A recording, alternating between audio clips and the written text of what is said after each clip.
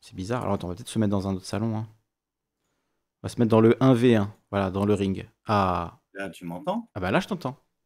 Mais Tu n'arrivais pas à accepter. je reçois rien, en Tu ne fait. reçois rien. D'accord.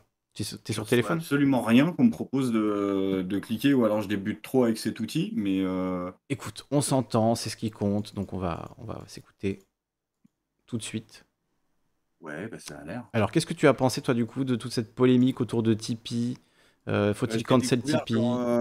il y a 3 heures, moi, hein. Donc j'ai D'accord. rien vu. En fait, j'étais en train de rédiger les épisodes que je reprends à partir de lundi, et j'ai vu que Tipeee était en tendance. J'ai pris les pareils en me disant que c'était encore une histoire de progrès. J'ai cliqué, c'est encore une histoire de progrès. Bon, peut-être merci les algos. Et que là, donc du coup, ils sont dans la merde.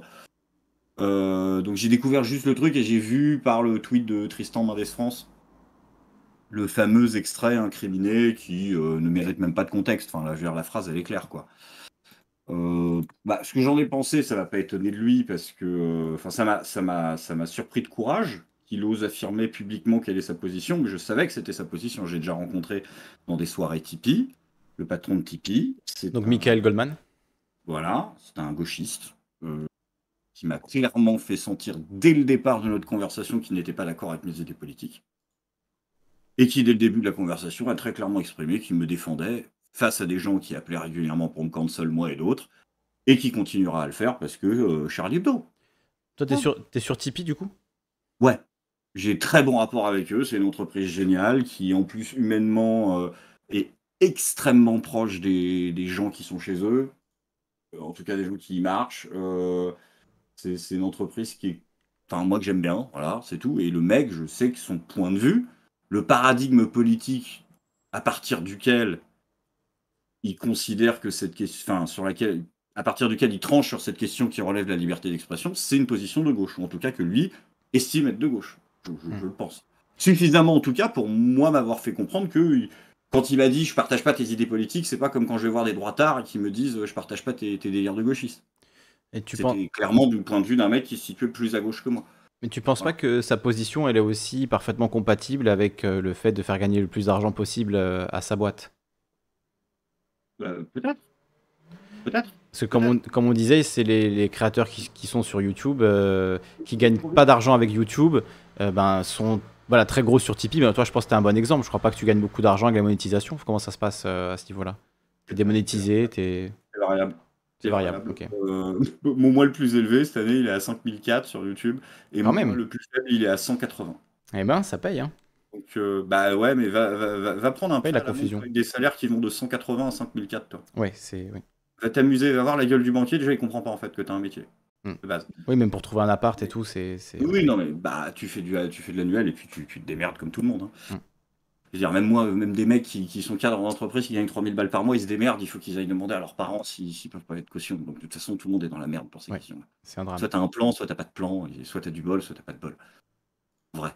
Ouais, énorme problème. Les seuls qui peuvent vraiment jouer selon les règles du jeu de l'immobilier, c'est quoi? C'est quelques Versaillais. Même des gens des classes moyennes sup, ils sont obligés de gruger avec des garants. Donc, Ouais, donc ça, c'est un énorme problème. Mais revenons sur ouais. Tipeee, le financement de la Ouais, création. le Oui, truc, il est plutôt de cette fibre-là.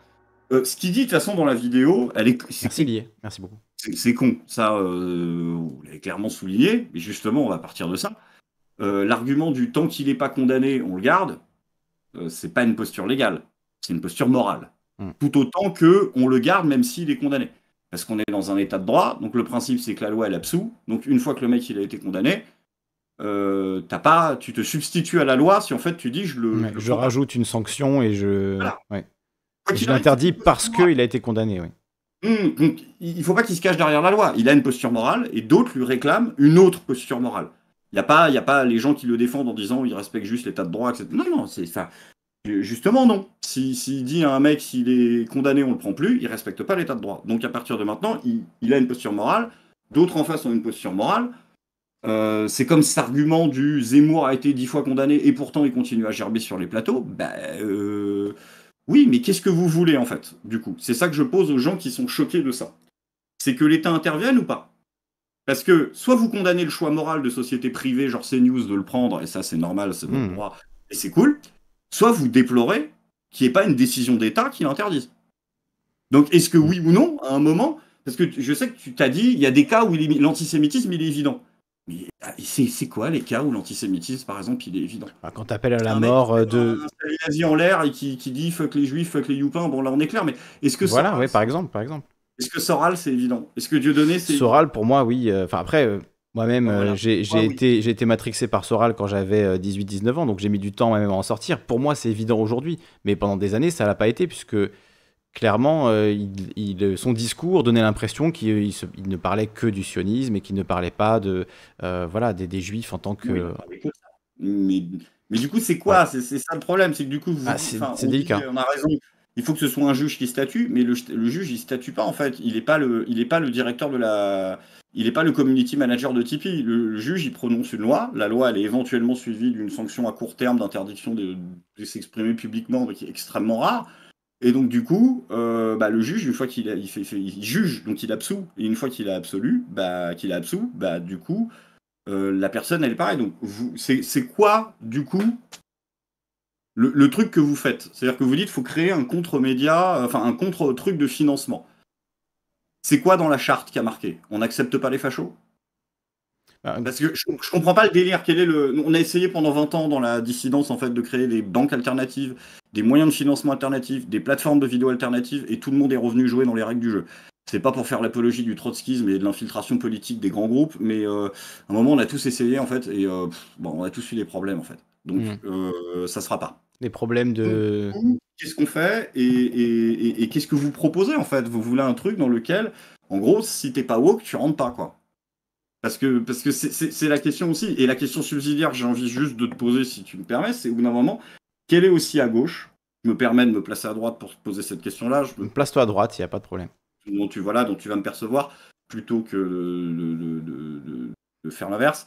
De quel côté vous êtes à un moment? C'est-à-dire que quand je vois des gens qui se félicitent que Jean Messia se fasse fermer son compte Twitter, que Divisio se fasse fermer sa chaîne YouTube, ou que Papacito se fasse fermer son compte Insta, et que les mecs sont contents que des GAFA en fait censurent des gens pour ce qu'ils pensent, est-ce qu'à un moment, vous estimez à gauche que oui, l'alliance avec le capitalisme financier dans tout ce qu'il a de plus absolutaire est possible pour lutter contre des idées avec lesquelles nous ne sommes pas d'accord?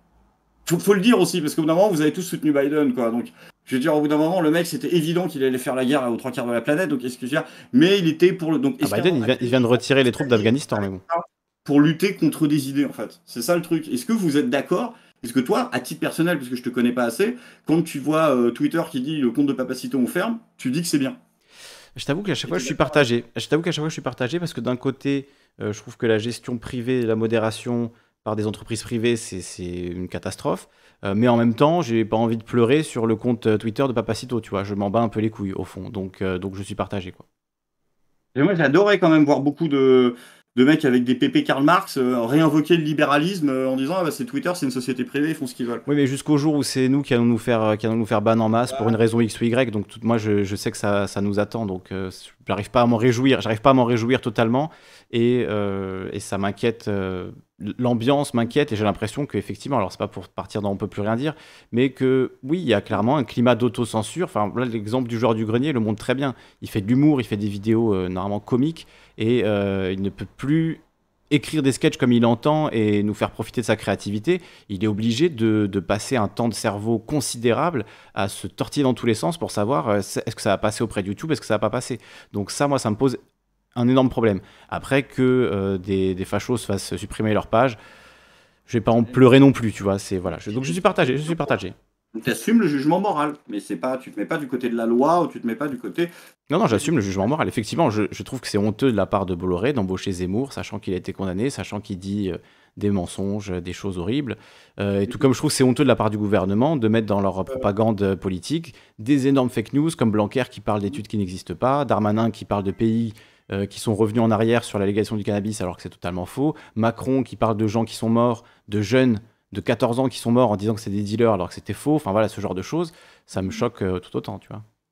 Ah ben, je suis d'accord. Mais la question que je te pose, c'est est-ce qu'à un moment, par exemple, si moi demain je suis candidat à la présidentielle, je suis candidat pour une liste de gauche, et je te mets dans mon programme que je suis pour l'interdiction pour, je sais pas, une personnalité, une personne condamnée pour racisme ou antisémitisme de s'exprimer à la télévision ou à la radio, Est-ce que tu es favorable à cette loi?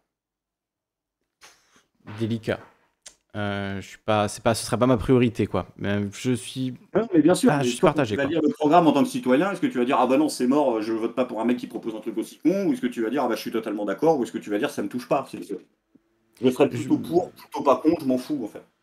Ouais, je suis vraiment partagé parce que d'un côté, s'il y a des gens qui sont condamnés vraiment pour de l'antisémitisme grave, etc., est-ce ça me paraît logique de les faire taire, mais en même temps, il y a aussi des gens qui vont être condamnés sur des erreurs judiciaires et qui n'auront plus le droit d'exprimer leur défense, et on va se servir de ça pour les faire taire aussi. Donc, tu vois, il y a toujours une dérive qui est inquiétante, quoi, quand on met des limites à l'expression, etc.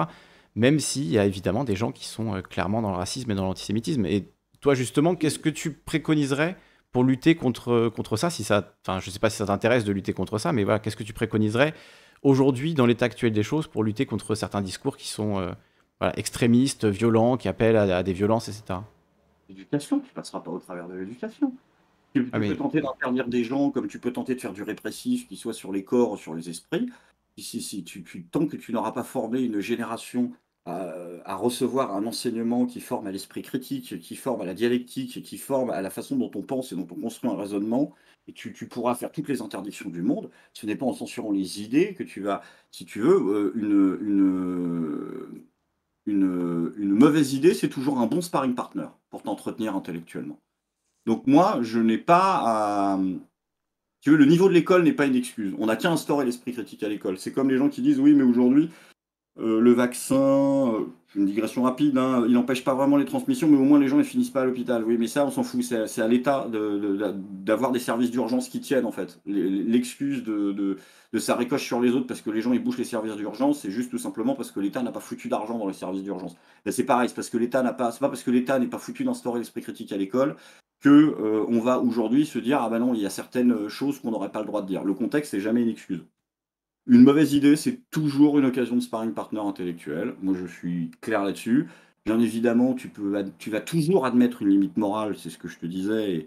Et oui, mais bien sûr qu'un mec qui monte l'arrêt de son cul en faisant des saluts nazis, en disant Hitler, il avait tout compris, c'était très bien.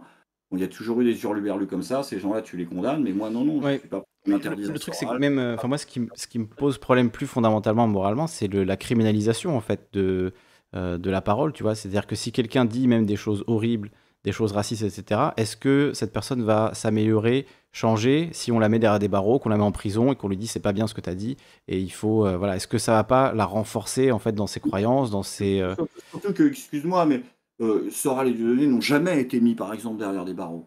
Donc on parle aussi de Soral, je qui crois qu'il est recherché quand même aujourd'hui, hein. est mis, à part Hervé Ryssen, que j'avais soutenu d'ailleurs sur ce principe-là, qui est mis derrière des barreaux en France pour antisémitisme, en vrai. Donc Soral et Dieudonné ont été une pompe à fric pour l'État français, mais l'État français et la justice française n'ont jamais décidé de foutre Soral et Dieudonné derrière les Et barreaux. Soral, il n'est pas recherché, il n'a pas dû quitter le pays pour... il me semblait qu'il y avait... Il a quitté le pays, mais alors, tu sais, c'est comme toujours avec Soral, on ne sait pas vraiment. Il y a l'histoire de ER, et puis il y a l'histoire de on ne sait pas. Donc moi, je ne sais pas. Oui, peut-être qu'au bout d'un moment, ils ont fini la pompe à fric, parce qu'ils rapportent plus autant que ça. Mais je veux dire, Dieudonné, ils auraient très bien pu couper l'herbe sur le pied quand ils remplissaient des zéniths, et à ce moment-là, affirmer qu'ils avaient des couilles. C'est comme les mecs qui vont... Mais le truc, c'est que l'antisémitisme a été une pompe à fric pour Soral et Dieudonné pendant des années aussi. Et donc, quand bien même ce serait vrai, et donc... Non, mais du coup, qu'est-ce qu'on fait contre ça? Tu vois, c'est ça la question. Après, toi, si t'as pas envie d'agir contre ça, hein, bah, Eh c'est-à-dire, ben, si les gens, qu'est-ce que tu si les fais gens contre... bah, Oui, tu mets tout sur l'éducation, parce qu'un État libéral n'a rien d'autre à faire. Tu mets tout sur l'éducation, mais tu vas pas empêcher oui, les gens de ok, faire. mais ça, c'est une réponse qui prend 25 ans, quoi. Donc, qu'est-ce que tu fais aujourd'hui, tu vois? C'est quand il y a des gens qui tiennent des propos extrêmes, qui cachent leur antisémitisme derrière des mots-clés ou leur racisme derrière des mots pour pas se faire repérer, etc. C'est quoi la solution au-delà de l'éducation, oui, ok, qui prend 20 ans sur une génération?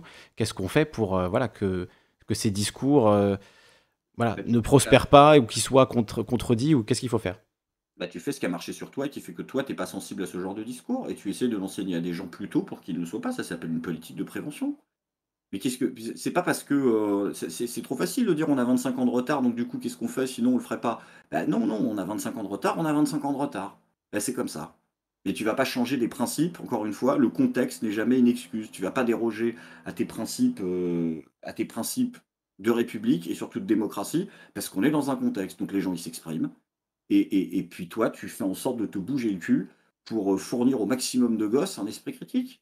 Et puis, Inch'Allah, la famille a fait son boulot aussi. Mais normalement, tu as une école républicaine qui est censée le faire. Donc, Ouais. tu formes, tu formes. Je suis désolé, c'est pas parce que, non, arrête, arrête, arrête. Il y a pas de il y avait des choses, 10 fois pires que ça qui étaient dites en prime time, chez De Chavannes, au milieu des années 90 encore, et Mm. c'était pas, les gens étaient pas complètement antisémites dans les années 90. On arrête, on arrête. Du coup, on arrête, ça veut dire quoi? Ça veut dire on enlève toutes les lois qui limitent la liberté d'expression? Bah Ce serait quoi ton modèle idéal?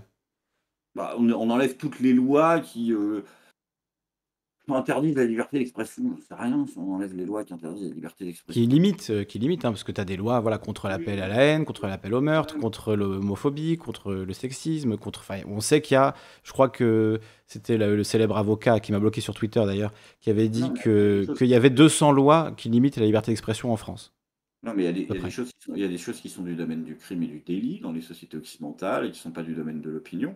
Par contre, il y a aussi autre chose qui s'appelle le domaine de la prestation artistique et qui pose Mhm. aussi le droit du contexte de l'incarnation, de la représentation, et que, Comme Pendez les Blancs, par exemple. comme Pendait les Blancs, bien sûr, j'avais été très clair là-dessus, comme j'avais été très clair avec Medine, comme j'avais été très clair avec Orelsan. Ah non, mais là-dessus, tu peux pas. Non, mais liberté d'expression pour les artistes, ça m'étonne pas que tu défendes ça. Enfin, si tu défends aussi ton. Une privilège de caste. Pas de privilège de caste, mais c'est normal, je veux dire, c'est ton domaine. Tu joues avec la ligne, c'est normal que tu défendes la liberté d'expression des artistes. Enfin, Non, ce serait justement, je t'ai cité Pendez les Blancs parce que je me suis dit, s'il défend pas Pendez les Blancs, c'est un peu hypocrite. Mais justement, tu dis que bon, non, mais même ça, même si la chanson on en pense qu'on veut, sur le principe, tu défends qu'il a le droit de la faire, il a le droit de faire des chansons extrêmes, voilà. je suis très content que le mec ait été condamné en soi. Ah, Mais, bah ah donc oui, t'es un peu, toi aussi, t'as un peu ce truc de te dire, bon, vu que j'aime pas trop, je suis quand même un peu content qu'il soit. parce qu'il doit le ferme. Ah non, mais on est d'accord. Donc, Mais par contre, je vais m'opposer fermement au principe euh, moral selon lequel il n'aura absolument pas la possibilité de continuer à s'exprimer ou à faire des chansons. Là-dessus, absolument pas. Et j'espère que vous souhaitez la même chose pour les gens que vous n'appréciez pas. Parce que là-dessus, pour moi, il faut la jouer mousquetaire. Sinon, ça va pas marcher. Je sais que vous avez un grand débat là-dessus à bah, gauche. c'est vrai Parce que que. vous avez l'histoire des caps et des no-caps. Là, j'ai rien compris à cette histoire. Ouais, J'étais mais en c'est. vacances. Vous m'avez pris la tête avec vos histoires de cap, cap pas, cap pas, je sais pas quoi là. Mais j'ai No cap, compris no qu'il y a cap. ceux qui discutent et il y a ceux qui discutent pas, c'est ça? Et donc du coup, ouais. Bah, le truc, c'est que c'est difficile de discuter avec du racisme, de l'antisémitisme, de l'homophobie. C'est difficile de discuter avec des gens qui veulent ta destruction, qui ne veulent pas de toi dans la société, qui veulent te remigrer. Tu peux pas vraiment avoir de discussion ou de débat quand on part sur ces bases-là. Donc c'est vrai que ce type de discours-là, moi j'ai tendance à considérer que c'est en dehors du débat possible et du débat souhaitable en tout cas, quoi.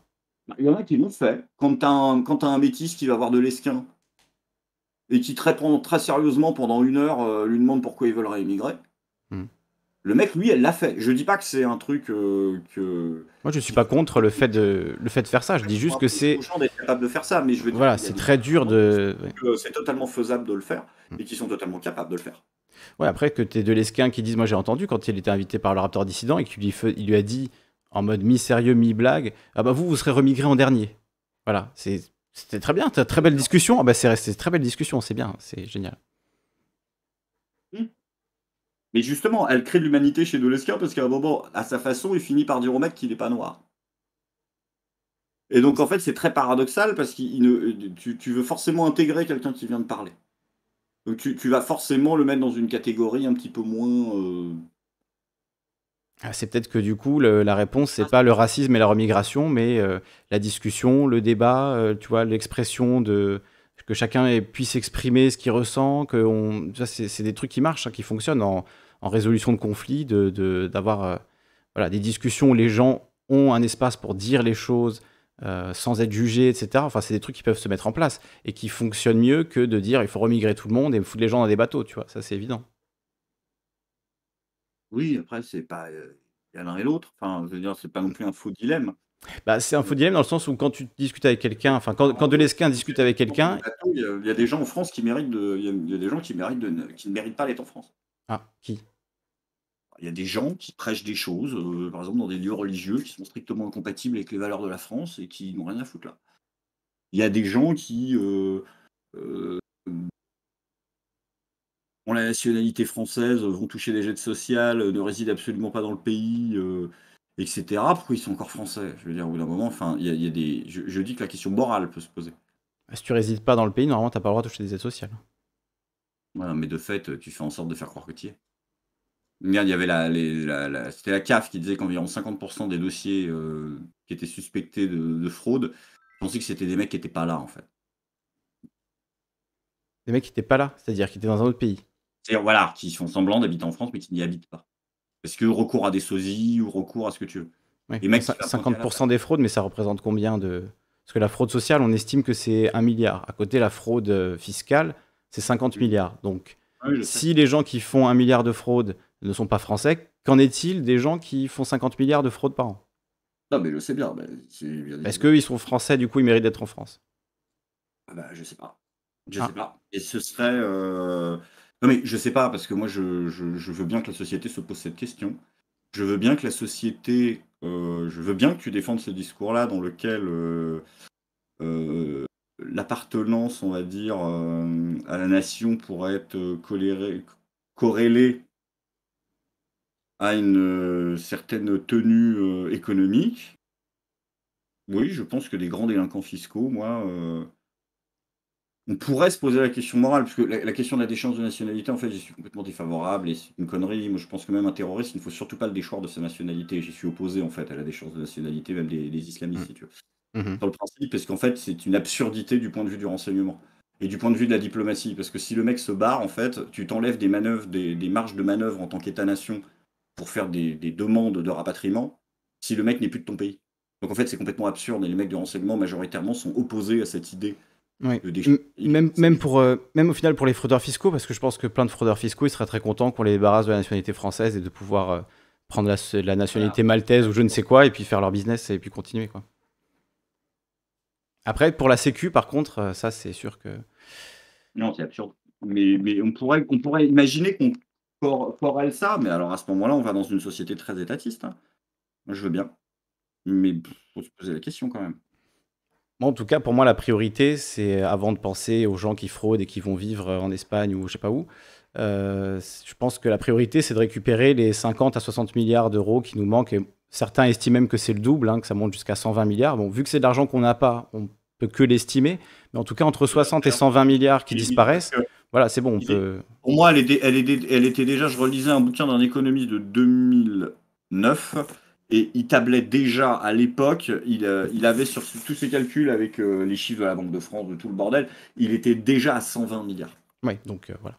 Ouais, Donc, ils sont où les 100 milliards par an? En 10 c'est-à-dire les ans, mecs ça fait 1000 milliards. 1000 milliards qu'on nous vole. déjà on est à 120 milliards à l'époque. En 10 ans de fraude fiscale, ça fait 10 milliards, tu vois. De fraude sociale, je veux dire. 10 ans de fraude Ouais. sociale, c'est 10 milliards. Bon, c'est Oui, ok, c'est de l'argent, mais voilà, ça reste quand même pas la peanuts à priorité. côté de ce qu'on nous vole, quoi. Et ces gens-là, j'entends rarement appeler à leur d'échange de nationalité, aller, voilà. Bah, évidemment, Ouais, on s'en plaint, mais en vrai, que tu voir vois, leur nationalité, ce qu'il faut, c'est récupérer le fric que les mecs nous prennent. on est d'accord. Voilà, à un moment, tu vas mettre un mec en prison, bon, les gens, ils vont être contents, il va être français, il va pas être français, avoir un papier, il va pas avoir un papier. Bon, il est où le pognon, en fait? Voilà. C'est ça la question qu'il faut lui poser. On est Après, d'accord. Pour moi, c'est mais plutôt ça la priorité, oui, bien sûr. bien sûr. Mais une priorité, ça veut pas forcément dire, grand-chose. Je comprends rarement l'argument de la priorité, parce que la priorité, c'est quoi? C'est-à-dire, c'est une réunion le matin et puis tu la fais avant celle du midi? Parce que je veux dire, au bout d'un moment, c'est des décisions quand tu es au pouvoir, c'est des décisions politiques que tu prends. Tu vas pas dire: «Attends, j'arrête de lutter contre la fraude fiscale et puis une fois qu'elle sera bien faite, je lutte contre la fraude sociale». Bon, en fait, peut-être qu'il y en a un qui est plus important dans l'ordre du jour, mais en vrai, tu peux voter plusieurs lois en même temps, donc je comprends rarement l'argument de la priorité de gens qui souvent, Asselineau est très fort pour ça. Quand tu lui poses une question qui ne traite pas de l'Europe, ils te disent pas la priorité. Eh Je oui, parlais mais plus de la hiérarchie des arguments dans la conversation, mais après, si tu veux oui, partir sur la gestion de la d'accord. France au sens large. Oui, oui. Non, non, bien sûr. Ah non, mais là, on était parti sur ça, parce que on avait fait un lien. Mais donc, du coup, toi, tu pourrais être favorable à une loi qui dise, voilà, une personne qui a été condamnée pour un certain nombre de délits qui sont donc spécifiques et qui ont trait à des opinions comme le racisme, enfin, à des propos comme ceux des opinions comme le racisme, le sexisme, etc., pourrait être interdit de s'exprimer dans un grand média public. Bah, je t'avoue que moi, après, j'ai un problème avec la criminalisation en général.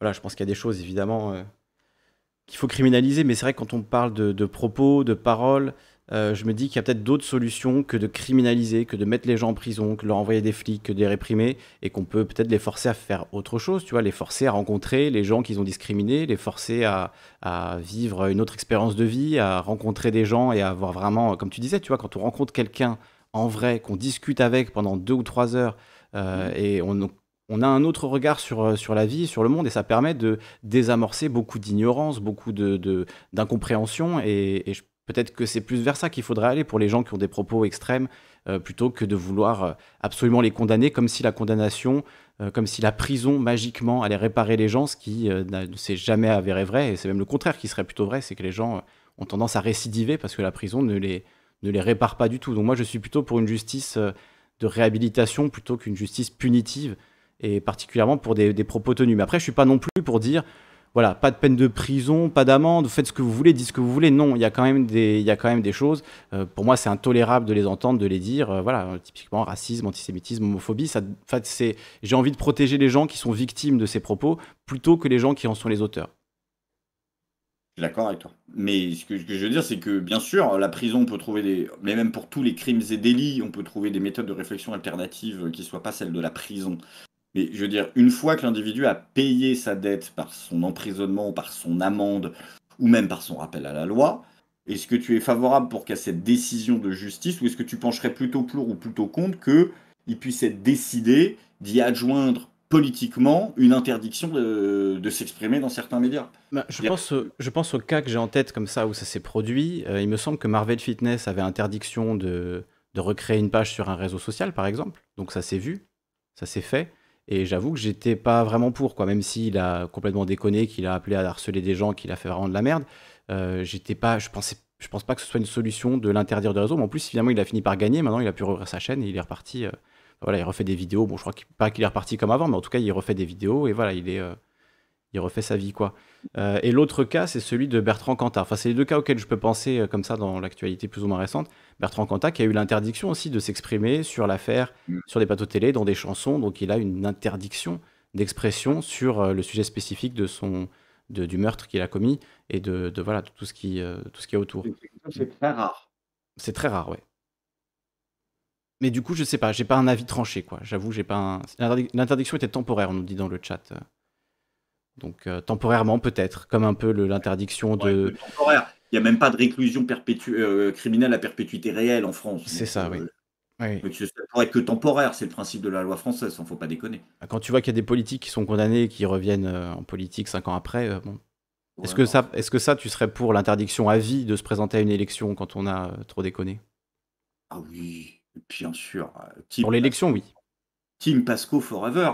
Moi, je suis pas, voilà, je suis en train de me poser la question. Alors, lui, il est carrément pour le casier vierge obligatoire pour se présenter à des élections à quelque niveau que ce soit. Ça paraît logique, on le demande pour beaucoup de choses. Le casier, le gros, hein. Le gros, pas tapis, pas beau touché, on s'en bat les couilles en fait. Ouais. Moi, je serais plus pour le restreindre à un certain nombre de types de délits et de crimes. T'as pris fraude fiscale, tu te présentes pas à des élections. Tu t'es bastonné avec un mec dans la rue, t'as pris du ferme parce que tu lui as ouvert un œil.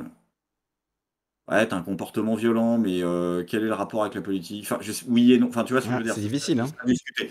Mais oui, moi je suis totalement pour ça et qu'ils touchent tous le SMIC aussi. Ce serait bien ça. Oui, c'est démago, mais je suis pour aussi. Ah non, c'est pas des magots. L'argument les mecs qui touchent plus, comme ça ils sont incorruptibles, le fameux ils sont pas incorruptibles, Big Pharma, ils arrivent avec des mallettes à 10 millions, ils disent d'aller niquer ta mère, c'est pas parce que les mecs, tu les passes de 1005 à 10 000 que tu vas changer quoi que ce soit. Les mecs, il y avait cette phrase qui était attribuée à Jean-François Copé qui disait, donc il cherchait des gens pour faire une équipe, voilà, en politique, quoi. Et il disait, si on a des gens qui se contentent de 6 000 € par mois, on n'aura que des minables. C'est une phrase qui avait été rapportée par Sophie Coignard. Donc j'ai l'impression que plus on les paye, plus ils en veulent en fait après, hein, parce que 6 000 euros par mois, ça leur suffit clairement pas. Alors qu'on pourrait se dire 6 000 euros par mois, t'es incorruptible. Mais non, non, 6 000 euros par mois, t'en veux 60 000 en fait. Ils Donc devraient être dans le privé. Je suis désolé, je mm, préfère qu'ils soient dans le privé, moi, à côté, mm. et qu'ils fassent leur vie. Mais tu fais pas une fonction de représentant du peuple pour, pour y faire carrière. Je déteste les gens qui font carrière là-dedans. Non, en fait. Moi, je suis très vision grecque là-dessus. Ça doit être un truc où quand tu y vas, c'est parce que tu as accompli quelque chose dans ta vie de base et que tu peux vivre au quotidien. Et qu'en plus, tu décides de faire ça pour la communauté. Point. Parce qu'il y a déjà suffisamment le prestige et suffisamment les défraiements, les machins. Ils vont pas toucher non plus. Non, mais il faut arrêter, quoi. Tu te rends compte que l'enveloppe, tu sais combien elle est, l'enveloppe annuelle pour les frais d'entretien du matériel informatique d'un député français? Beaucoup trop, j'imagine. 24 000. 24 000? Ils ont 2000 balles par mois pour faire les mises à jour de Norton, ces enculés. Avec 2000 balles par mois, moi je me fais Avec un nouvel ordi 2000 par mois, hein. euros par mois de frais informatiques, de mise à jour du matériel informatique. Ouais. Mais les mecs, en fait, ils s'achètent une config de gamer tous les mois pour. C'est des mecs, des boomers, ils savent même pas comment on s'en sert. Mm. Et après, c'est eux qui vont dire qu'il faut pas dépenser l'allocation de rentrée dans autre chose que des fournitures scolaires parce que c'est pas bien et que. Non, non. Tu sais que quand t'es député, t'as des frais de jardinier, même si t'as pas de jardin. Ils sont pas réduits, on te demande pas d'avoir un jardin. Ouais. Il suffit juste d'en faire la demande. T'es pas obligé d'avoir un jardin, on te demande pas de le justifier. Des génies. Ils ont tous une indemnité de jardinier. Ben, quand on les laisse écrire toutes les règles, c'est sûr que c'est facile, hein. Ils font ce qu'ils veulent, les mecs. Quand tu peux cheater dans le jeu et écrire tous les cheat codes que tu veux, ben, tu te fais plaisir. Ouais, complètement. Ouais. Mais moi, je suis sidéré que les gens le voient pas quand même. Parce que là, on arrive quand même au pass sanitaire et tout. On a des Ausweis dans la rue, les gens, ils comprennent pas. En fait, ils comprennent pas. Les mecs, ils te disent, il y a un attentat, vas-y, on va mettre 5000 drones, on va surveiller tout le monde. Ben non, non, en fait, les gens, ils comprennent pas. C'est-à-dire les gens ne comprennent pas. Qu'on n'est pas en démocratie. Ah bah, ça fait un moment quand même, hein. Je crois qu'on l'a jamais été, hein, honnêtement. Non, non, non, non, mais ok. On a basculé dans une autre forme de régime, en fait, là. C'est-à-dire qui justifie qu'on a atteint un degré d'oppression quotidien, qui justifie moralement, légalement, et même légalement d'ailleurs, au vu de la Déclaration des droits de l'homme et du citoyen, notre insurrection. En fait, normalement, techniquement, on a le droit, là. Il faudrait, là, en fait. Bah, allons-y, hein. Let's go. Au Hein. niveau du droit international, là, ce serait plus du domaine de l'opinion, en fait. Légitimement, ça peut se tenir. Il faut enfin... Mec, ils sont là, ils sont, je sais plus combien, ils sont 24 au gouvernement, t'en as 17 qui ont des problèmes avec la justice, mais ça va. Ça va. Ça me rend un peu dépressif, ouais. Ouais, mais on parle que du gouvernement, du coup, on est d'accord, hein. Moi, j'ai pas grand-chose Non, à mais dire, hein. Je vais pas défendre le gens, gouvernement. ce qu'on vit dans notre quotidien, dans notre vie quotidienne, au vu de notre avancée technologique, intellectuelle, des moyens de production qu'on a, etc., est complètement indigne en termes de répartition collective des richesses, en termes de- d'aliénation au travail, etc. C'est complètement sidérant. Alors, toi, tu serais pour quel système économique, justement? C'est une question que je voulais te poser, ça. Économiquement, j'imagine que tu t'intéresses un peu aux différentes théories. Qu'est-ce qui, dans un monde idéal, hein, utopiquement, ce serait quoi, à ton avis, le meilleur système économique pour gérer un pays comme la Dans un France? terme, moi, je sais pas, je sais qu'est-ce que je ferais, je pense, en France, Mhm. euh, déjà. Euh, Au niveau général, après au niveau particulier, comment ça peut se transférer dans des réformes, etc. Ça, c'est des trucs de réflexion. Mais En global. non, Alors, le salaire à vie, c'est le piège. Je pense qu'on est tous un peu sceptiques là-dessus. Je sais pas toi où t'es à ce niveau-là. Ça dépend si on parle de salaire à vie ou de revenu de base. Voilà. Ok. Donc, pas de salaire à vie. Moi, je suis plutôt pour le salaire à vie. C'est le revenu universel qui me fait un peu peur parce Ah, que, revenu universel. Ok. en fait, C'était ça qui est proposé à Hamon. On est d'accord. le revenu universel, c'est ce qu'avait proposé Hamon, c'est-à-dire, en gros, tu continues à travailler et on va te filer un chèque en plus de 600, 700 euros par mois de manière inconditionnelle. Donc, moi, je suis pour l'inconditionnalité d'un revenu pour tout le monde. Ça me paraît être déjà un premier pas qui serait très positif et qui permettrait de régler pour beaucoup de gens un stress économique, une pression économique qui est horrible. Voilà, le fait de ne pas pouvoir nourrir ses enfants correctement, de se priver de nourriture, ça, c'est un truc qui existe en France à l'heure actuelle. Et qu'un revenu universel, même à 500 euros par mois, permettrait d'alléger un petit peu. Donc voilà, on va dire que pour ça, je serais pour, mais après, ça me paraît être un piège dans le sens où Aujourd'hui, on a des entreprises qui, avec de moins en moins d'employés, produisent beaucoup plus. Et donc, on va se retrouver avec des gens qui auront une pitance, qui auront 500 balles par mois pour survivre, et très très peu de gens qui bénéficieront d'un système économique qui leur sera, enfin voilà, c'est déjà le cas, mais là, qui leur sera totalement acquis, où ils n'auront même plus besoin de payer des employés à terme, hein, si on imagine robotisation et tout ce qui s'ensuit. Donc, taxer les entreprises robotisées pour payer un revenu de base et d'une certaine manière collectiviser les entreprises, pourquoi pas? Mais si c'est pour qu'il y ait Ça, une c'est sûr. espèce de deux mondes avec les propriétaires d'un côté et voilà, tout le reste de l'humanité de l'autre qui soit voilà, réduit à l'extrême misère, ça me paraît scandaleux. Par contre, le salaire à vie, l'idée de Frio, c'est de carrément socialiser l'intégralité de l'économie et de partager ça en fait directement. Sans... Donc tu ne toucherais plus un salaire de ton entreprise, tu toucherais un salaire de l'État et tu travaillerais voilà, pour les tâches qui ont besoin d'être faites, quoi. Hmm. C'est un régime communiste hein, en Oui, oui, pratique, hein. complètement, ouais. Voilà.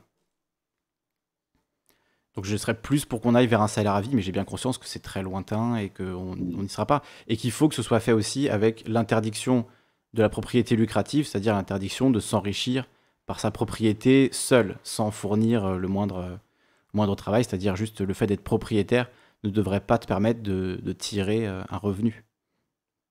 Toi, t'es complètement opposé, en fait. Je pense que la propriété lucrative, c'est une des plus grandes injustices de ce système, en fait. Parce qu'il y a une partie de la population qui est obligée de donner la moitié, deux tiers de son salaire chaque mois à un propriétaire qui, lui, ne fait rien. En plus, on se prétend être un régime méritocratique. Quelle blague! Les gens qui sont les plus riches ne font rien pour leur richesse. C'est les gens qui se lèvent pour travailler tous les matins, Ouais. qui se cassent le cul à aller nettoyer des chiottes, etc. Enfin, faire tous les sales boulots pour donner deux tiers de l'argent qu'ils ont gagné durement à un propriétaire qui, lui, ne fait rien. Je trouve que c'est voilà, vraiment le scandale de base, quoi. Et le fait qu'il y ait des gens dans la rue, dans un Opposé à la pays où propriété. on a 400 000 logements vides, il y a 300 000 personnes à la rue, voilà, juste cette équation devrait nous scandaliser à chaque seconde, quoi. Tu dis ton logement vide? 400 000. Le dernier chiffre que j'avais entendu, c'était 400 000. Ah, ouais, mais des logements non occupés, officiellement, il y en a 3 millions qui sont recensés, dont Ok. 1,1 million qui sont pas occupés depuis plus de 2 ans. Donc voilà, les logements Ni sont là, mis à hein. la, ni mis à la location, ni quoi que ce soit. C'est-à-dire qu'il y a 1 million de propriétés spéculatives en France. Oui. Et sans parler de tous les gens qui sont pas forcément à la rue, mais qui sont chez leurs Ouais. parents, coincés, qui peuvent pas se permettre de payer un loyer, qui sont dans des colocs à 5 dans des deux pièces. Enfin, il y a que des histoires comme ça. Donc, Oui. Donc tu es opposé à la propriété lucrative, quelles que soient ses formes. oui.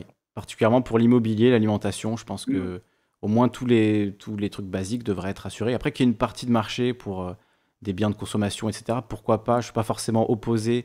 Enfin, je veux pas détruire l'intégralité du marché. Je pense pas que ce soit forcément. Le marché peut peut-être servir dans certains cas, Et mais je pense qu'il faudrait quand même, voilà, que ce soit. On arrête avec le libre marché, ça n'a aucun sens, quoi. tu n'es pas opposé à la propriété d'usage. Mais évidemment, la propriété d'usage, c'est la base, oui, bien sûr. Et tout Oui, le oui. monde n'en fait pas la distinction, si tu veux. Ah oui, je fais la distinction complètement. Oui, oui. Propriété Non, d'usage, c'est-à-dire tu as ton logement, tu t'en sers, tout ce Frio, qui il l'a est. fait, mais tout le monde l'a fait pas, si tu Ouais, veux. bien sûr. Mais oui, je suis sur la ligne Frio. Enfin, voilà, moi, c'est Frio Oui, oui, qui qui m'a t'a un un peu peu. désoralisé, hein, finalement. J'ai été déradicalisé par Bernard Friot lui-même, hein, puisque j'ai eu la chance de le recevoir deux fois et de discuter avec lui très longuement. Donc, les archives sont sur ma chaîne si vous voulez. Et ça m'a vraiment fait énormément réfléchir et ça m'a amené beaucoup plus à la gauche, quoi, je pense, hein.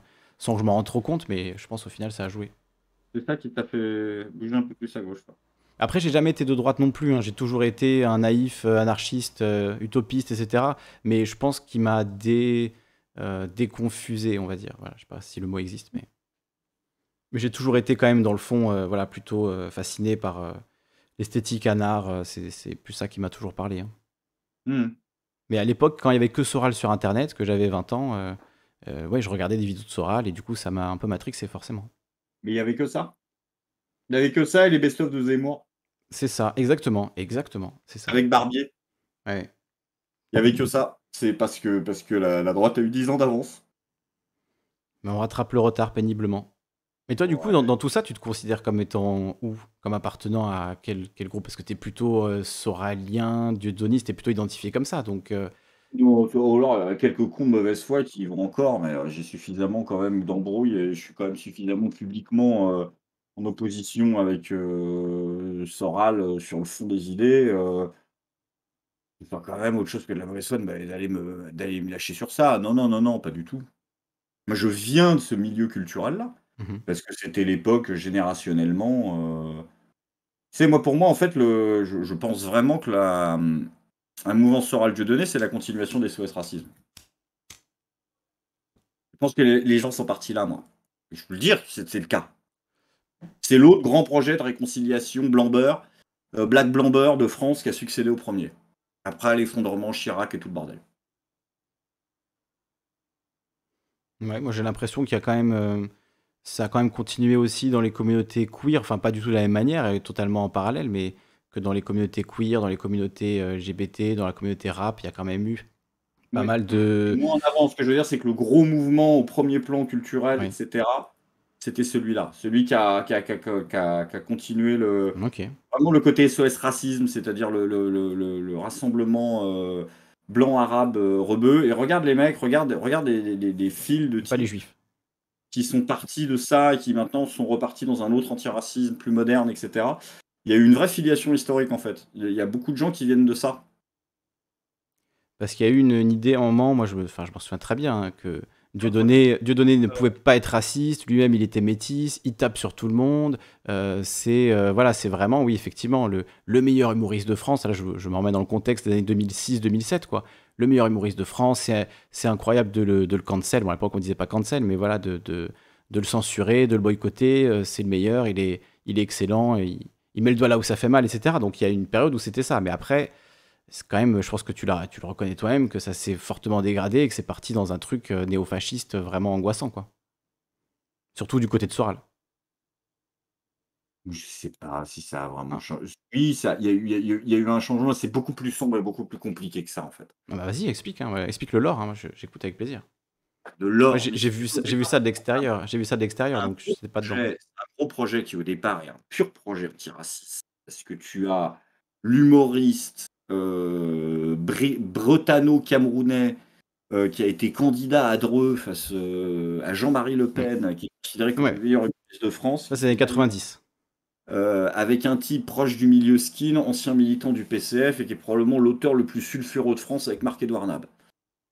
Et tu te retrouves à avoir ces deux mecs-là qui montent un projet et qui disent on va se faire se rencontrer deux mondes. Et énormément de gens qui venaient justement de ce monde de l'antiracisme de chez Dieudonné sont partis là-dedans. Et il y a eu un c'était un énorme projet, si tu veux, au départ. Qui était, et je te jure que cette filiation, c'est pour ça que les gens comprennent pas et que l'IB ne capte pas pourquoi on est passé d'un gros antiracisme années 80 très universaliste, très républicain, très laïcard à un nouvel antiracisme du jour au lendemain et qu'il genre il n'y aurait pas eu d'intermédiaire, ce serait arrivé comme ça avant-hier, Michel Onfray était aux toilettes et paf, c'est arrivé comme ça. Non. En fait, il y a eu une période tampon de 15 ans qui s'est appelée Soral et Dieudonné et qui ont une filiation historique avec tout ça. Parce que, il y a eu un entrisme religieux dans ces mouvements-là, parce qu'il y a eu des entrismes culturels, parce qu'il y a eu énormément de choses aussi qui étaient très comment dire, revendicatrices du point de vue ethnique. Il y a des vidéos de Dieudonné qui sont très fortes. C'est limite du Assa Traoré, en fait, en vrai, politiquement. Ouais, sur la cause des Noirs, c'est vrai qu'il y avait des sketchs et des discours qui étaient en place à l'époque, hein, oui. Donc c'était ce monde très compliqué, et c'était le site le plus visité de France d'information alternative. Un des sites, le huitième le plus visité en France ou un truc comme ça. Et puis voilà. Et puis ça te donne ça te donne tout un mouvement.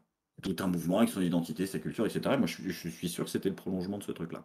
Ok. Et ensuite, ça s'est écroulé parce que des mecs de l'intérieur, hein. Tout à l'heure, vous vous foutiez de la gueule de Salim Laïvi, mais Salim Laïvi, c'est le mec qui a détruit Alain Soral.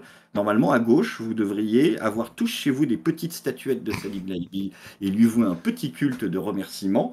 Parce que vous pardonnez à Staline ses crimes, vous pouvez pardonner à Salim Laïvi, c'est sorti sur le 11 septembre. Salim Laïvi, c'est le mec qui a fait le boulot que personne n'a fait à gauche.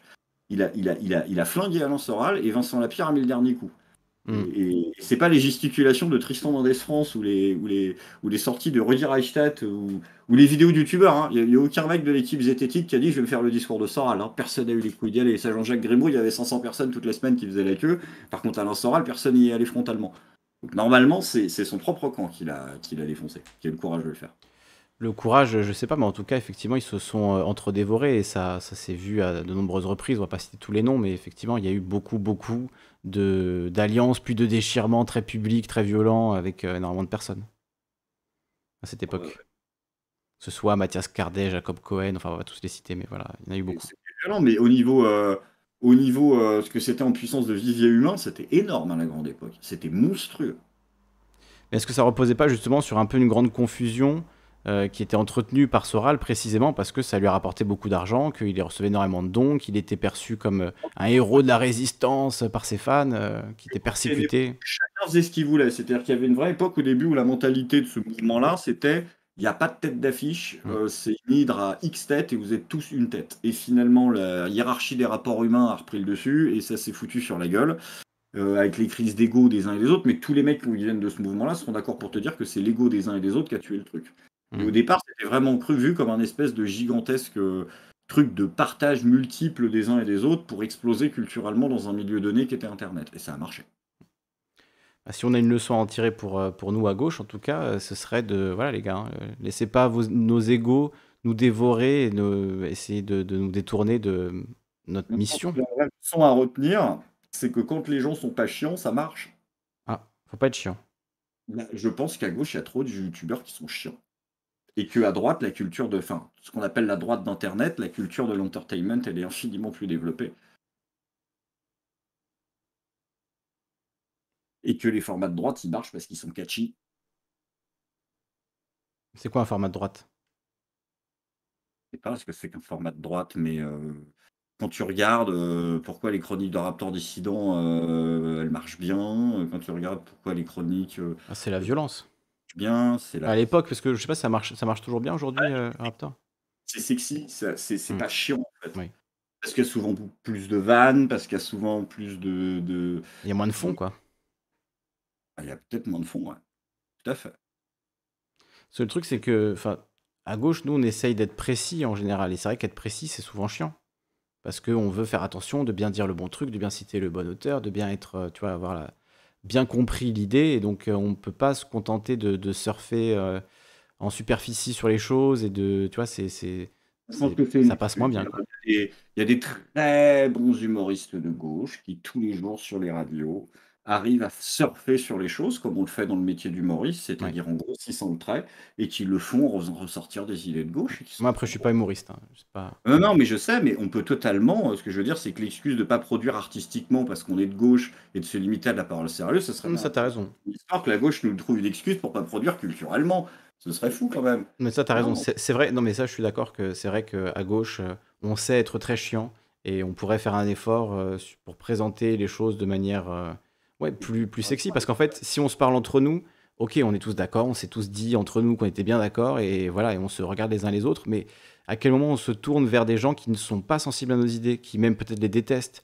qui n'ont pas envie d'entendre parler de nos idées, à quel moment est-ce qu'on arrive quand même à parler à ces gens? Moi, c'est ça la question qui me taraude en fait. Parce que parler aux gens convaincus, ben voilà, je l'ai fait pendant des années, je peux continuer à le Il y faire. en a qui l'ont résolu avant vous. On s'est tapé 20 ans d'esprit canal et vous vous posez encore la question en n'étant pas chiant. En étant pas chiant.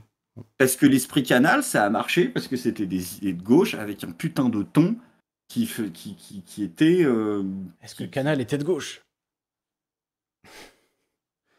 C'est ça la question aussi. Par rapport à ce que tu vas avoir sur une télévision dans un espace public, comme une société majoritairement à droite, nulle part ailleurs, pas Canal, non, Canal n'est pas Oui, de nulle part. gauche. Mais même non nulle part ailleurs, certains espaces, plus les Guignols, Groland, tu vois, Vandel qui faisait des trucs marrants aussi à l'époque, mais voilà. Ce que je veux dire, c'est qu'il y a un monde quand même il y a quand même un monde de la culture de gauche, de la culture. C'est dingue de dire de voir des gens dire on est plus chiant parce qu'on est plus de gauche et qu'on est plus sérieux. Alors que quand même historiquement c'est majoritairement la droite qui reproche plutôt à la gauche d'être des gauchistes sans fond, Hmm. alors que ce sont des gens du sérieux, de la droiture et de la nature. Donc, enfin c'est bizarre. Non, pour moi ça tient dans aucun des deux cas. Dans les deux cas, il y a un humour contrairement à ce que pense Bruno Gassio, puisqu'on parlait des Guignols, il y a un humour de droite, ça existe. Il y a un humour de C'est juste qu'il nous fait pari en fait. ça C'est pour ça. dépend. Ah Non, non, mais non. c'est nous, je parle pour nous. Enfin, je comprends Bruno Gassio quand il dit ça. Mhm. C'est. Toi, t'arrives pas à avoir une vanne de droite, elle peut pas te faire rire, en fait. Si, si, si. Je suis fan de South Park, donc forcément, il y a des vannes de droite qui m'ont fait rire. Ouais, ok, d'accord. Ok, ben c'est cool. Non, parce qu'il y a des gens qui peuvent pas. Ah oui, non, bien sûr. Mais après, c'est le truc, c'est que l'humour, de toute façon, tu décides pas. Si ça te fait rire, ça t'a fait rire. Tu vois, il y a pas de. Tu peux pas t'empêcher de rigoler. Enfin, techniquement, tu peux, mais on va dire si spontanément t'as écouté la vanne et qu'elle t'a fait marrer, bah ouais, t'as fait marrer. Enfin, c'est pas. Bon, c'est pas conscient, c'est inconscient, c'est pour savoir à quel point ton inconscient, parce que les convictions politiques peuvent former l'inconscient des gens et les rendre plus fermés ou plus ouverts à certaines choses. Le truc, c'est qu'après, tu vas performer que tu n'as pas aimé la blague et qu'elle t'a dérangé, tu vois. Même si elle t'a fait rire intérieurement. C'est ça le truc. Il y a des gens qui font ça. Ah, je sais pas, moi je pense que le boulot des gens, c'est de faire rigoler les gens et que ça les dérange intérieurement. Hmm. Je pense Ouais, que je c'est sais pas. même le boulot en fait d'un mec sur une scène, hein, d'humoriste, c'est que ça choque les gens en fait, que ça les remette en question quoi. Aujourd'hui, on t'invente un humour inclusif, ça veut rien dire, ça n'existe pas, hein. Ouais, non, Ça mais ça, c'est. n'existe pas. L'humour, c'est d'arriver et d'accepter d'être dans un espace où tu vas pouvoir être remis en question en fait dans tes certitudes et dans tes identités. Hmm. Et bien sûr qu'il y a des connards qui vont abuser parce qu'ils n'ont pas de talent et qui vont passer 35 minutes à se foutre de la gueule des mecs qui sont au premier rang parce que c'est drôle. Mais quand tu sors de ça, c'est un spectacle de stand-up, c'est ça, c'est des gens qui se. Non, l'humour de droite, c'est pas se moquer uniquement des GW, rien de plus. C'est L'humour de droite ne peut pas être sérieux. Parce que l'humour de gauche, majoritairement, il a un projet de société qui est quand même plus humain Mhm. que celui de droite. Donc quand Est-ce l'humour de gauche est-ce qu'on peut prendre des exprime. exemples concrets? Genre l'humour de gauche, c'est Guillaume Meurice, par exemple, sur France Inter, ça Voilà, c'est l'humour de gauche? voilà. Ok, moi ça me fait rire. Oui, Guillaume c'est Meurice, l'humour j'aime de bien, gauche. j'aime bien. Il y a plein de gens qui le trouvent pas très drôle, mais moi je le trouve très drôle. C'est du vrai humour de gauche. Hmm. Bon, le projet qui est derrière, il va attirer naturellement la sympathie des gens. Donc en fait, il n'y a pas de crime de premier degré. Très peu. Alors que l'humour de droite, c'est un humour qui va imposer que tu détaches, on va dire, le truc humoristique du fond qui va être forcément plus polémique. T'as un exemple concret qu'on comprenne la nuance? Bah, je sais pas. On dit humour de droite, Louis C.K., Bill Burr. Ta blague, là, misogyne, Hmm. bah, tu es obligé de prendre une distanciation personnelle avec ça. Mais je sais pas, enfin, c'est très compliqué parce que est-ce que toi tu considérerais que Dieudonné est de droite, tu vois, c'est très compliqué. Ouais, je sais pas. Ouais, Aujourd'hui, je le place plus vraiment. Je pense qu'il est du fric surtout. ouais, il est du fric. Ouais. Je sais pas si, ouais, c'est politiquement. Bah, vu qu'au final, leur parti, ça n'a jamais vraiment décollé, quoi. Il n'y a jamais vraiment eu de. Faire surtout. Hmm. Ils Pardon? n'ont jamais eu envie de le faire surtout. Ouais. Regarde la vidéo où Soral et Dieudonné présentent leur parti. Je veux dire, si Ouais. tu as fait 3 heures dans ta vie de formation à la psychologie du corps humain, tu vois, enfin, Ouais. tu Tu vois qu'ils n'ont regardes. même pas envie d'être présents dans la même pièce ensemble à ce moment-là. C'est incroyable. Tu regardes Dieudonné, il regarde ses baskets, il regarde le sol, il regarde sa montre, tout le truc. Il répond par des oui, des non et des discours en regardant au loin. Et Soral, il est à 200 à l'heure. Il est Hmm. surmotivé. Et en fait, l'autre, je sais pas. Et c'est là où moi je me suis dit, mais il a un dossier sur lui, c'est pas possible. Il a pas envie d'être là, ce garçon. Hmm. Mais ça se ressentait aussi dans l'émission avec Conversano où il s'est fait frapper, etc. On sentait que Dieudonné se demandait qu'est-ce qu'il foutait là, qu'est-ce qu'il s'était retrouvé à organiser ça, quoi. Ah ouais. Et Ouais, moi, j'ai du coup, trouvé oui. un truc qui m'avait choqué dans l'émission de Dieudonné, il a pas vu, tu sais, c'est des fois, tu as les communicants marketing, tu comprends pas comment ils peuvent pas voir à quel point le nom qu'ils vont trouver à un truc peut devenir un machin qui se retourne contre eux. Et ils ont appelé leur émission Niveau Zéro. Hmm. Ah ouais, c'est. Est-ce que tu peux imaginer que tu vas appeler, c'est comme si tu appelais ton bateau la poisse, enfin, tu vois, je sais pas, enfin, Ouais, ils mais ont appelé leur émission Niveau surtout Zéro. avec ce qui s'y est passé, je veux dire, c'était juste le meilleur nom possible. Il n'y avait pas de meilleur nom que ce nom-là, en fait. C'est incroyable. Ça rajoute tellement à l'extrait extrait qui est devenu un mème voilà, international. Et le dernier, mais qui était un grand moment politique, hein, en vrai. Parce que c'est le moment où il y a eu la scission des droites. Hmm. La Elle a scission été des droites. marquée concrètement. Il y a eu la droite identitaire, nationaliste, anti-immigrationniste et surtout islamophobe et islamo-critique. Et d'un autre côté, tu avais le mouvement de Soral. C'était en mode, et c'était le mouvement de Soral, c'est-à-dire réconciliation avec les immigrés, création d'une sorte de front de la foi commun, valeurs communes. Le fascisme français. Hein? Le fascisme français, comme il avait dit lui-même. Bah, Ouais, mais c'est sa vision parce que l'autre va se revendiquer du vrai fascisme aussi. Donc, si tu Ah veux, bah tu as eu oui, c'est. la vision des Papacitos, des Raptors, tous ces mecs-là que, en fait, haït complètement Soral parce que sa ligne, elle est en train de partir et qu'il y a une nouvelle ligne qui est celle de Et Valek. c'est ses enfants aussi, hein. Voilà, et qui sont économiquement hyper libéraux là-dessus, enfin hyper capitalistes, qui sont culturellement américanisés, et Soral ne supporte pas ça. Et Soral, c'est sa ligne, en fait, si tu veux. Moi, je vais te dire, la ligne de le clash, il m'a été résumé par un mec avec qui j'ai échangé 2 phrases. C'était un type qui appartenait à un sous-groupe de chez Delesquin, mais quand je te dis que c'est du vrai militant d'extrême droite, là-dessus, tu peux pas dire que c'est pas du militant d'extrême droite. C'est-à-dire c'est un type qui voue un culte au maréchal Pétain. Donc il n'y a pas de doute, c'est un vrai. Tu vois ce que je veux dire. Mhm. Et le mec, il m'a résumé. Et le mec, il était soralien, il s'est barré, il m'a dit, écoute, nous, c'est très simple. On a laissé à Soral 10 ans pour que les Arabes votent FN. Il a raté. Et en fait, tous les nations de droite disent aujourd'hui, bon, la ligne Soral, ça a foiré, parce que Karim, il va toujours voter Mélenchon, il votera pas Marine Le Pen, donc du coup, ça n'a servi à rien, ces histoires. Donc du coup, maintenant, on se met sur une ligne où l'aspect réconciliation s'en bat les couilles. Ouais, donc Soral, tu vois, il jouait la réconciliation, mais en fait, c'était juste un coup politique de long terme ou de moyen terme pour s'assurer une place auprès de Marine Le Pen dans un Hmm. hypothétique Ça gouvernement Le prouve Pen. que- Non, pas forcément, ça peut aussi prouver qu'il y a une partie, il y a eu une union des droites temporaire et qu'il y a des gens qui ne partagent pas Hmm. l'avis de Soral sur la question de l'islam et des Arabes, par exemple, et qui se sont dit, on va quand même le suivre, parce que si ce con arrive à faire voter FN les Arabes, nous, on est bon. Ouais. Mais le truc, c'est que moi, j'ai l'impression que Soral, c'était son jeu, il le savait et qu'il était dans une manipulation. Tu vois, moi, c'est vraiment le sentiment que j'ai quand on sait en privé comment il parlait des Noirs, des Arabes, bon, des Juifs, j'en parle même pas, mais voilà, parce que moi, je l'ai rencontré, il se trouve que je l'ai rencontré quand j'étais à Radio Ici et Maintenant. Bon, on voit tout de suite ses obsessions quand on le rencontre en personne. Donc, c'est vrai que ça m'avait fait tilter le fait qu'il parlait. Il n'a parlé que, hors antenne, il n'a parlé que des juifs. Il s'est même vanté en sortant de trucs. Et t'as vu, j'ai pas parlé des juifs, hein. Il a dit ça à Pierre Jovanovic à l'époque, qu'il avait invité. Et voilà, c'était sa première phrase en sortant du studio. Donc on voyait qu'il avait quand même une certaine obsession. Et on voyait qu'il avait aussi. Qu'il était raciste, quoi, tout simplement, hein, disons les choses clairement. Donc cette idée qu'il serait pro-immigration, qui serait finalement, voudrait vraiment tendre la main vers les musulmans, mais en réalité, il les méprise totalement, voilà, il est raciste quoi, envers eux, quoi, Les complètement. intentions politiques des gens, on s'en fout. La question, c'est quelle est la ligne Ah, pas vraiment, politique non. qu'ils défendent. Mais non, Ouais. non, mais ce que je veux dire, c'est que les gens, je te parle par rapport à des scissions de courants politiques. Mhm. C'est comme Mélenchon, s'il pense pas ce qu'il dit, on s'en fout. Il a un courant de pensée. Donc, s'il y a une scission dans ce courant de pensée, c'est par rapport à ce qu'il est censé représenter. On s'en fout que ce soit par intérêt. C'est ça que je veux dire. Sera la défendu par intérêt ou non, un courant idéologique dans ce qu'on appelle la droite, qui a Mhm. été un courant de rapprochement vis-à-vis des jeunes issus de l'immigration autour des questions de valeur morale. Oui. Voilà. Et que ce deal a été accepté par une partie de la droite naturellement plus proche des milieux skin, des milieux faf, en fait, et a été accepté comme en fait une sorte de centrisme de droite, si tu veux. D'extrême droite. Bah, ouais, ou de centrisme d'extrême droite. Oui, de centrisme d'extrême droite. Oui, oui, moi je place gauche-droite, après c'est des scissions dedans. Mais de centrisme d'extrême droite, si tu veux. Et il y a eu un rapprochement, et ça a été ça, en fait. Et que plein de gens de gauche sont partis là aussi. Et qu'il y a eu pendant des années ces espèces de trucs absolument improbables, ouais. Mhm. Où tu voyais des meetings avec des skins et des mecs de cité, quoi. Et Et comment ça tu, fait 10 ans. Les meetings avec des skins et des mecs de cité.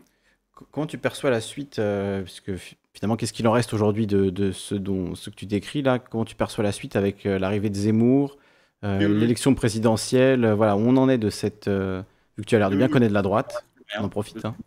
On prend les De ces datas. mouvements-là, idéologiquement, il n'en reste rien. Hmm. Il en reste juste une chose, c'est la conquête d'Internet. C'est grâce à eux que la droite a Internet depuis 10 ans. Ok, on va la reprendre. Et c'est la conquête. Ils ont pris le territoire, si tu veux. Et il en reste cette formidable victoire. Il en reste aussi des modèles culturels qui sont repris absolument partout. Le code de je me mets sur un canapé, je parle de politique, qui va de Mélenchon à Benoît Hamon, il vient de Soral à la base.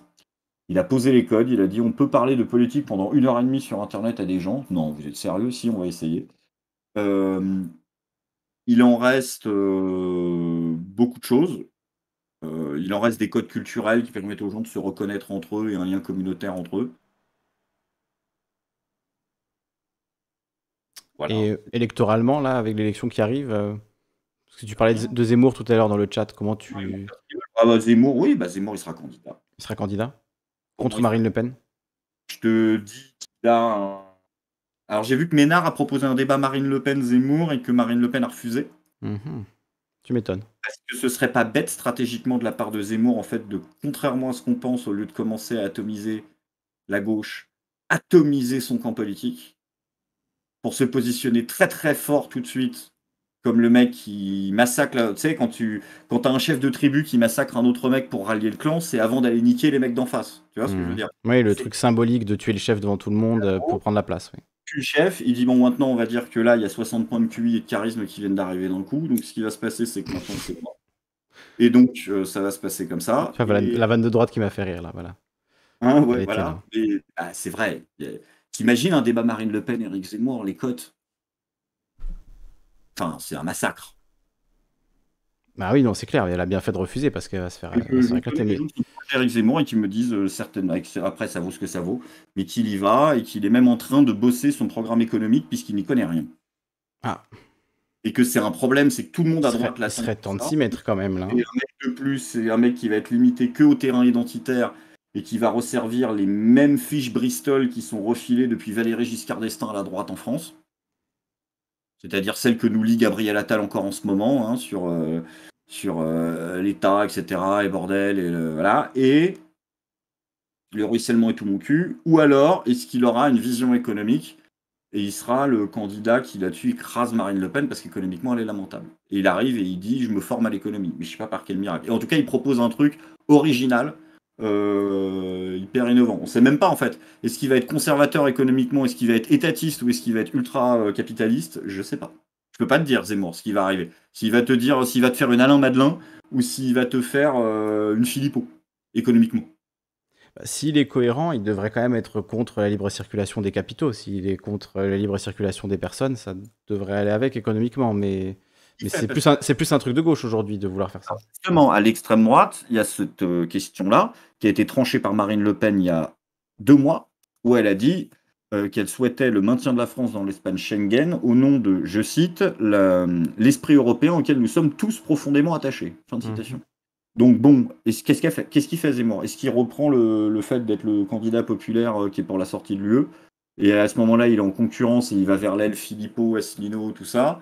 Ou est-ce que il se range du côté uniquement discours autoritaire et finalement on maintient l'euro, l'Europe et on fait des économies en virant tous ces connards qui fraudent la CAF? Mm. Il aurait plus de chances d'être élu en faisant ça, à mon avis. Donc c'est sans doute ce qu'il va choisir. C'est juste qu'aujourd'hui, Zemmour, c'est le seul sujet sur lequel Macron le tue, c'est l'économie en débat. Un second tour Zemmour-Macron, j'en fais des cauchemars déjà. Ça arrivera jamais, mais je sais pas, ce serait surprenant. Quelqu'un a dit ça hier dans le chat, là, ça m'a mis en PLS. Enfin, les cauchemars, ce serait Marine Le Pen, Macron, ce serait. Ouais, Le Pen, ouais. Bah, moi, j'ai l'impression que la présence de Zemmour est bonne pour la gauche, parce que ça va casser l'extrême droite en au moins 2 partis, si ce n'est 3. Franchement, Donc, franchement, franchement, non, tu penses pas? honnêtement, la gauche est tellement divisée que je crois qu'il n'y a pas un sondage dans lequel une candidature de Zemmour, même à 5%, empêche Marine Le Pen d'être au second tour. Ça n'existe pas pour l'instant. Il y a Mélenchon, il va taper 9%. Les socialistes, ils vont faire 5%. Enregistré. Ça va être, pour l'instant, dans l'état actuel de la gauche, c'est des micro-partis, la gauche, aujourd'hui. Même Que quelqu'un clippe la prédiction, s'il vous plaît, la prédiction de Greg Tabibian. On la clip et on la ressort dans 9 mois. Je sais pas je dis pas que c'est ce qui va se passer. Je sais dis ce que tu as dit. L'état actuel, aujourd'hui, le 4-9 2021, ce 4 septembre 2021, je te dis que la gauche, aujourd'hui, est dans un tel état de fracture qu'une candidature de Zemmour n'empêche pas Marine Le Pen d'être au second tour. Ok, on verra. Moi, c'est pas une prédiction non plus, hein, c'est juste un sentiment. Ça voudra dire que là, leur petite querelle à gauche entre écolo, Mélenchon, socialiste et tout le bordel, ça arrive à se faire. Avec Taubira qui arrive, c'est mal parti. Hein. Ouais, je sens que ça va être une longue année électorale. Ouais, et ça va être trop long. Et moi, c'est quoi? Je crois que ça va être trop compliqué pour les gens et qu'ils vont voter normal. Normal? Ils vont voter pour les trucs qui existent parce qu'il y a des gens qui disent bon, bah, Macron, ça va. On est sorti de l'histoire. Et puis, des gens qui vont voter Le Pen, puis qui votent toujours Le Pen, qui en ont plein le cul, comme dirait l'autre. Et puis, je sais pas, il y a des gens, ils vont voter par habitus, quoi. La droite et la gauche, on les a pas eu depuis longtemps, ils voteront leur truc. Pour l'instant, il n'y a pas de grand candidat transcourant, etc. Tout le monde représente sa petite boutique. Ouais, tu vois un remake de 2017 finalement avec à peu près la même chose, quoi. Exactement le même remake que 2017. Hmm. Il y avait un truc, je me souviens, on avait tourné à l'époque avec Tatiana Ventos, enfin, j'avais pas tourné avec elle, mais elle m'avait montré le pilote d'une série qu'ils avaient envoyé au CNC avec Osons causer. Ils avaient tourné le pilote, le CNC avait refusé, donc ils n'ont pas eu la suite. Et le plot de base de la série, c'était une fiction qui se passait en 2022. C'était le lendemain des élections et Emmanuel Macron était réélu face à Marine Le Pen avec exactement le même score. Quel enfer. La fiction partait de là, en fait. C'est-à-dire, c'était avant coronavirus, si tu veux. Mais en gros, rien n'a Ouais. bougé. Après, moi, je me dis toujours, bon, à cette époque-là, en 2016, on pensait que ce serait du Sarko-Hollande et que ce serait le remake de 2012 et c'était parti pour être ça, et ça n'a pas été du tout ça. Donc, voilà. Bah, ouais, ouais. Ah, je me souviens très bien, en 2016, tout le monde était là, bah, c'est sûr que ça va être Sarko-Hollande. Certains évoquaient Hollande-Le Pen timidement, mais voilà, ça n'a été ni Hollande ni Sarko. Et donc voilà, hein, peut se passer des choses, hein. Ouais. T'avais autant de gens convaincus que ça? On verra. C'est difficile à prédire. Je sais pas. Moi, je me suis toujours gaufré dans mes prédictions, donc j'arrête d'en faire, quoi. Il n'y a pas de gros mouvements qui permettent d'enrayer, on va dire, la temporalité du capital, comme dirait l'autre. Il n'y a pas de grands mouvements qui permettent, d'individus ou autres, qui permettent de désenrayer et programmer. Mais qui, en septembre 2016, voyait Macron président alors qu'il avait déjà lancé son mouvement, qu'il était déjà, tu vois, peut-être qu'un Montebourg va surgir et réussir à mettre tout le monde derrière lui. J'en sais C'est rien. pour ça que je te dis, pour l'instant, il est éclos en 6 Pour mois. l'instant, pour l'instant, pour l'instant.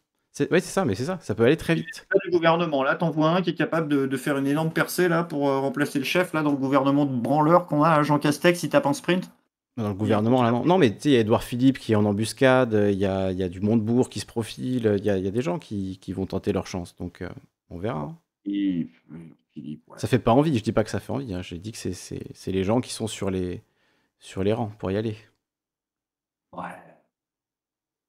Je sais pas. Écoute, Franchement, on verra, on verra. Bon. En tout cas, merci d'être. Il ira pas. On a un ministre de l'Intérieur qui ira pas. Non. Un ministre de la Justice, c'est pas son travail. La moitié des gens, c'est pas leur travail. Donc de toute façon, ils sont pas candidats à des présidentielles. L'autre moitié, je sais pas. On ne peut dire qu'on verra, hein.